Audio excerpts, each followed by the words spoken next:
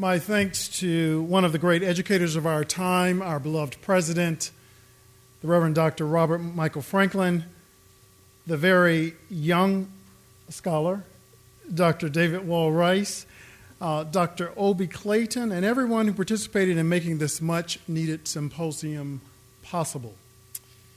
Thanks to the men of Morehouse and everyone for coming out this afternoon. 30 years ago, I was a freshman here at Morehouse College, just to drive the point home. I arrived amid the soulful sound of the newly released hit by Sister Sledge, We Are Family. This title was the theme for Freshman Orientation Week. We Are Family served as a rallying cry for what it made Morehouse both famous and attractive, a family of young black men being educated for achieving success in the world. So I had arrived. Like so many guys landing on Morehouse ground, I felt a deep sense of pride that my dream to be at Morehouse had come true. I had been given an opportunity to be part of an elite group of African American men and alumni who I had read about, studied in school, and watched on television. Like most of my minister peers at Morehouse, I wanted to be like Martin Luther King. In this wonderful world, I had pledged my life to all that was Morehouse. Having come from a working-class family in a small town in Florida, what I liked in urban sophistication with many of my peers, I made up for in wholesome values and a religious zeal that let the campus know that I was in the house. With this combination and my attitude being that you could tell that I was a Morehouse man, but not tell me much, I became a piece of work for the then new dean of the chapel, Lawrence Edward Carter, who had arrived that same year. Steeped in a fundamentalist Baptist faith, I felt that I had been sent by God to receive an academic education and show Morehouse the ways of the Lord. Thus, I began my crusade and Dean Carter's nightmare. As one of the founding chapel assistants, I did not shy away from stating my opinion about who should be eligible to serve as a chapel assistant. Well, they should be saved, I insisted. And as far as I was concerned, that did not include Catholics. In those first few weeks, I succeeded in deeply hurting a Catholic friend from Chicago. I think that it was at that moment that Dean Carter knew he had his work cut out for him. Although my friends were not liberal, they certainly were liberal compared to me. I held the Bible over them and insisted that they not jaywalk, oppose the candles burning in King Chapel, and refrain from fornication or premarital sex. Despite my being a twerp, I showed deep commitment to the chapel assistants and managed to be a likable person when I was not showing my righteous indignation. Dean Carter agreed and appointed me chair of the communion committee, perhaps his first mistake in his role as dean. Once again, I turned to what I was taught by my faith, black machoism and male domination. And like I expressed a very narrow understanding of salvation, I demonstrated a machoism and sexism in attitude, if not in hypermasculine behavior. In my understanding of a woman's church role, it was one of servitude, not leadership, a supporting role for male leaders. 3 women from Spelman joined the communion committee that I chaired. Although I had no problems with them on the committee and enjoyed spending time with them, I had a clear idea about the limits of their role.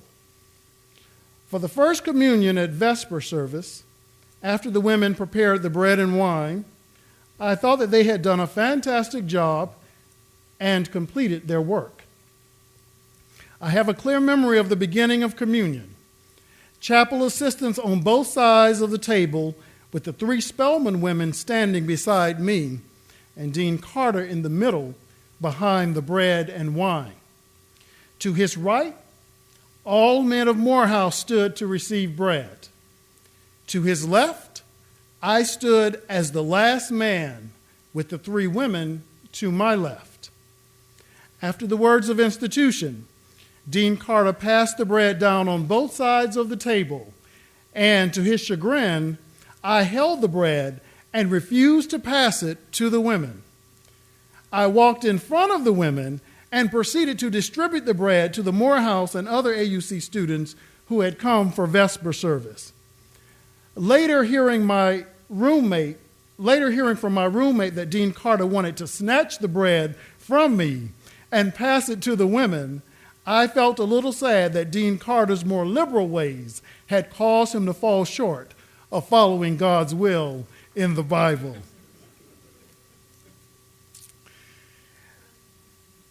The second showdown would come as I took on homosexuality and women preaching on the campus.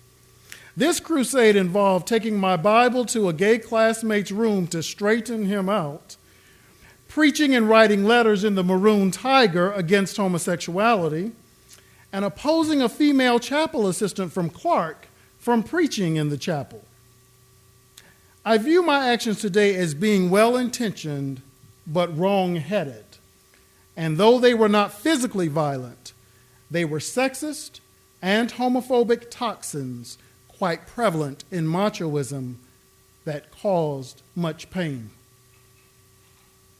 Black machoism, as defined by sociologist Robert Staples in his book Black Masculinity, is manifested as a tough warrior image, a slow, hard walk or strut, and void of tender feelings associated with women. Masculinity is a social construct of behavior, expressions, and mannerisms having to do with being male in the world. As a seminary professor and pastoral theologian specializing in gender and sexuality, I teach and write about the problematic nature of black machoism and how it is destructive to the lives of black women, children, and men. This hard and domineering personality makes it especially difficult, not only for healthy romantic and familial relationships to be formed, but it fosters violence that often leads to black male incarceration and death. Black machoism is largely responsible for the disproportionate amount of violence in domestic and gang settings within black communities and society. And while it is prominent in black working and lower socioeconomic classes, elements can be seen in other classes and cultures.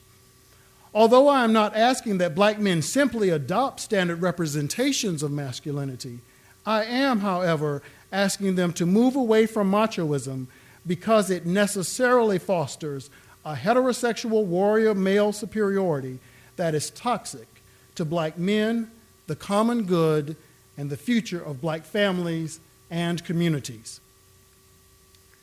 The context for black machoism is not simply a function of male socialization in Western culture. It is an exaggerated black male identity grounded in a black cultural reaction to the historical emasculation of black men. It emerged as a reaction to white male domination, receiving sanction through early 20th century social and religious fraternities and the rise of mid to late 20th century urban street gangs and male-led militant persuasions such as the Nation of Islam and the Black Panthers. Today, black male comedians, gangster rap, and hip-hop music artists, black music videos, and sports figures best express black macho representations of hypermasculinity, heterocentrism and homophobia, and sexism. I find that these images do a disservice to black men, their families, and our communities. While machoism, unlike the chemical states of mental illness, is a socialized expression of being male in the world, it nonetheless is internalized and often expresses itself in destructive ways. Like mental illness, it must be treated in individuals to prevent others and themselves from its harmful effects. South Central Los Angeles is one of many urban areas where black families are terrorized from gang and macho violence directed against black people and our children. Black male violence is a national crisis in large urban areas and small towns. One study on black male crime notes that the number of black men in jail or prison has grown fivefold in the past 20 years, exceeding the number of black men in college. Within the last year in Chicago alone, dozens of adolescents have been killed at the hands of black males. This follows a recent Chicago history of African American women, children, and men suffering from violent attacks, including a series of bus stop rapes, the killing of a respected school teacher, the torture and killing of a 2-year-old, and a mob beating of 2 black men after their van accidentally ran into a group of women. It does not take much thinking to recognize that there is something terribly wrong with so many black men devaluing their lives and the lives of others. The most chilling effects of black machoism can be found in Nathan McCall's Makes Me Wanna Holler. McCall recounts his machoism as a young man and its violent and destructive behavior that landed him in prison. Quote, "I had a shoulder pouch that I carried with me. In it were some drugs and a .22 pistol. Plaz, a black rapist and street thug, pointed a finger at me and said, 'Nigga, you better get out of my face before I stomp your ass.' In one swift motion, I drew the gun, aimed it point blank at his chest, and fired. Bam! McCall killed him. In this black macho system that creates twisted black men, it is worth noting that in Harlem, the people everyone respected were the men who had killed somebody. And the children respected by adults in their neighborhood were those who did not let anyone beat them." End quote. For the men who live past 20, most of them will spend some or most of their lives incarcerated. McCall's work addresses the disproportionate number of black men in prison and the accepted attitude of many black men that they will spend a portion of their lives in prison. Moreover, there is a curious admiration of prison culture by many black male adolescents and young adults. The recent trend adopted by a significant number of black men, including those in college, is prison wear and prison styles of wearing clothes. This is a disturbing trend and rightfully concerns black educators and leaders. As an educator, I am trying to understand this reality. I like to engage young black men with this question: why is there interest in modeling men who have generally committed crimes against humanity and brought deep pain and even death to black women, men, and children? What message is being sent to black communities and the wider society when young black men honor thugs by emulating their dress? One can conclude that prison styles are being adopted as another message of toughness. Like Staples and McCall, I assert that black men take on an identity of toughness and masculinity even when that toughness works to their detriment. Morehouse president and educators at other historically black colleges and universities recognize that young black men may not be aware of the damage that is being done to them by this dress. Perhaps some have accepted the myth that we live in a post-racial society and underestimate the value of professional dress needed for black men. Given that the way one dresses still sends a message and can further challenge the already challenging life of black men in a racist society, it is bewildering why college men at Morehouse or elsewhere would wear the clothes and adopt styles that signify criminal. Even if this attire is attractive to some, it is certainly not practical. Some may find the advocacy for standard dress much too traditional, restrictive, and even oppressive. Some have argued that a call for standard male dress fails to be inclusive of gay men. I find the argument overreaching here. To be sure, gay men should be considered in all conversations regarding masculinities and attire, but there is no necessary correlation between gay men and the desire to wear women's attire. Most professional and non-professional gay men dress in Kenneth Cole, Donna Karan of New York, and Brooks Brothers suits and clothes comparable to their heterosexual counterparts on a daily basis. These gay men have no more desire to wear women's clothing than the majority of heterosexual men. There is a minority of gay men whose profession as drag queens place them in women's attire, along with a separate category of transgendered men, both heterosexual and gay, who prefer women's clothing. Ironically, a number of heterosexual male actors seem to take advantage of any opportunity to dress in women's clothing. And we can all remember the very heterosexual Dennis Rodman enjoying wearing women's clothes and grand wedding gowns a decade ago. Assertions that gay men generally desire to wear women's clothes emerge as a result of a limited understanding of masculinity and the uninformed notion that gay men are not real men and desire to be like women. In addition to black male violence and sexism, homophobia is a result of problematic male socialization and machoism. The fact that young males begin to focus on homosexuality even before such understanding is altogether clear is indeed a fascinating phenomenon and helps to explain why, on average, males are more hysterical than females when it comes to homosexuality. Older males typically expect their sons to display toughness, an aggression that often leads to violence in school fights and contact sports, tacitly encouraged by the unruffled response of boys will be boys.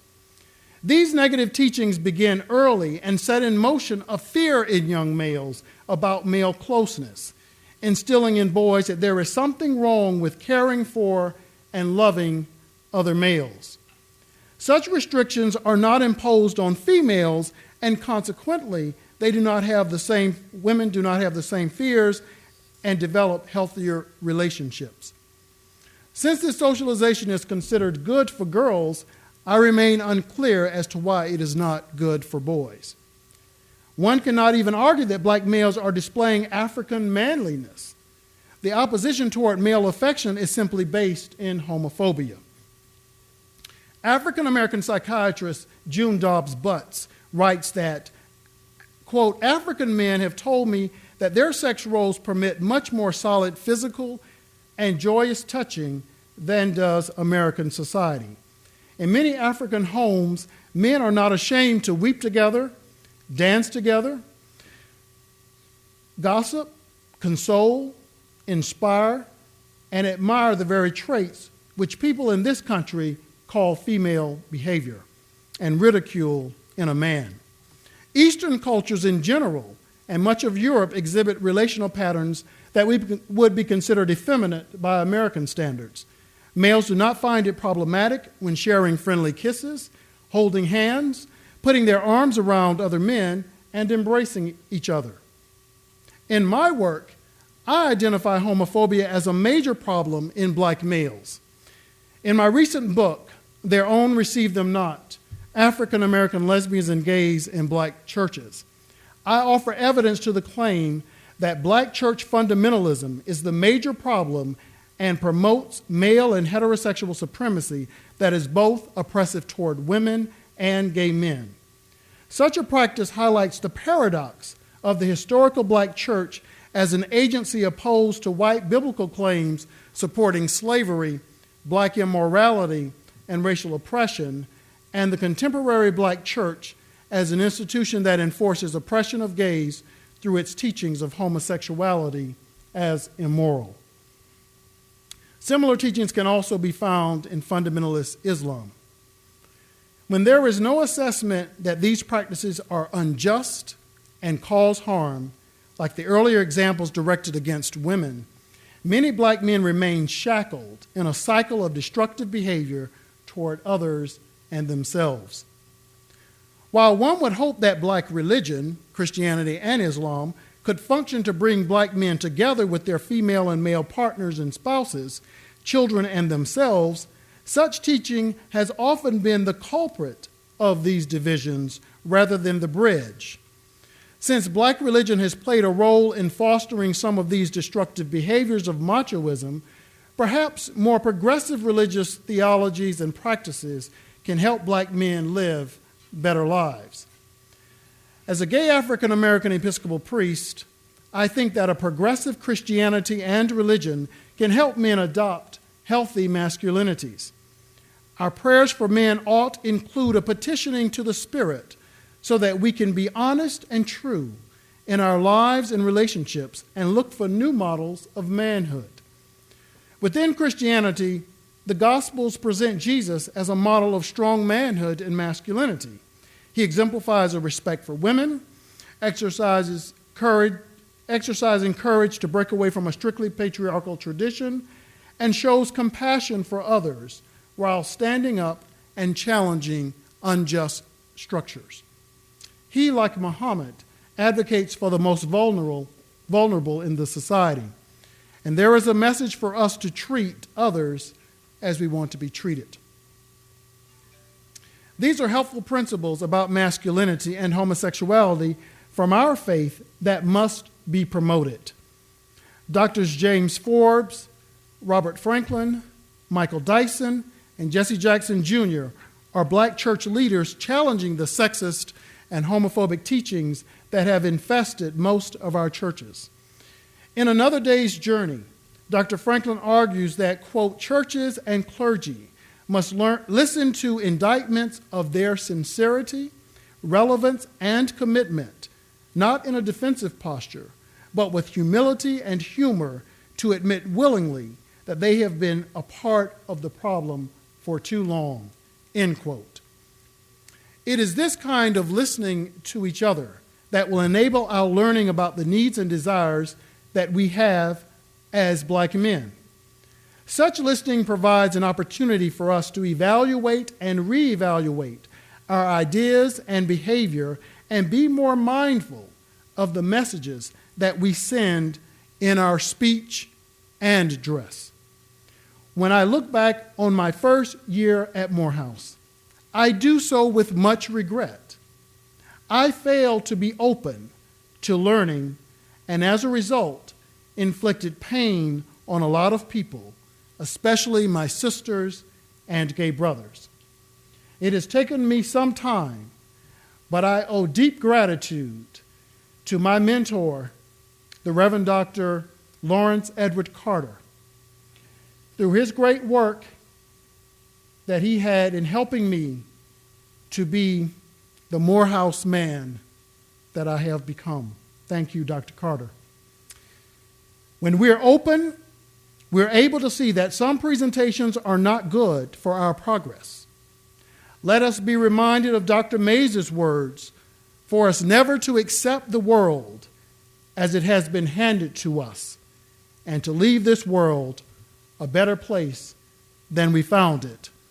In so doing, we will finally bind each son, the other, into ties more brotherly.